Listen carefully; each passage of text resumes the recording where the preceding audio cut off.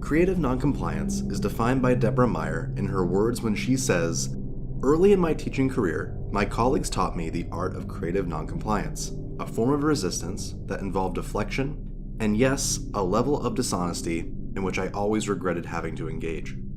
But I argue that teaching without exercising judgment is not truly teaching, and it is impossible to exercise sound, responsive judgment while also, for example, obediently following a canned curriculum, a mandated pacing guide, or a prescribed model of instruction. Many educators engaging in this course will feel as if they're up against a wall, and many of us, including myself, work in classrooms where grades are required practice. However, we can enact systemic change by subversively playing around the edges of our autonomy as a teacher.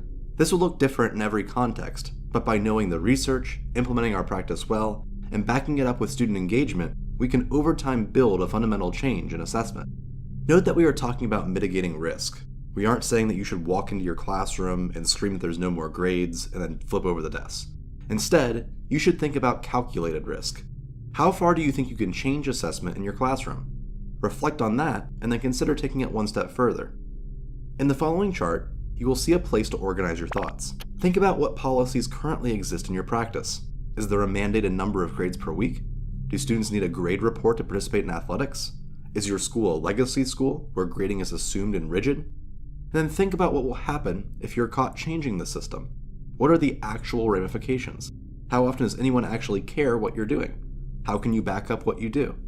Sadly, as Deborah Meier states in her quote, we have to be a little revolutionary to do what's best by our students. The research is there, the ideas are there, and the implementation strategies, as you'll soon see, exist. It's up to us to dismantle the system from the inside.